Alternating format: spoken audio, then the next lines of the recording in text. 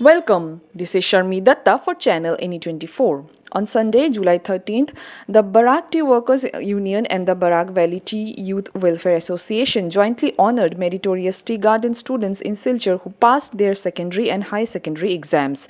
The event held at the Barak Tea Workers Union office was attended by the Silchar ADC, former MLA Rajdeep Gwala and other dignitaries. They encouraged the students and highlighted education's importance for the tea worker community's development. For more news and updates, please subscribe our YouTube channel and follow our Facebook page to stay connected with us.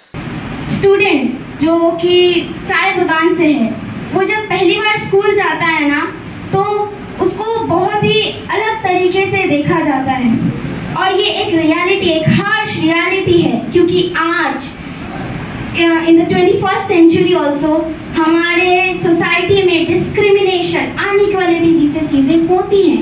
तो এই অঞ্চলের একজন প্রতিষ্ঠিত শিক্ষাবিদ আমার সঙ্গে খুব সুসম্পর্ক।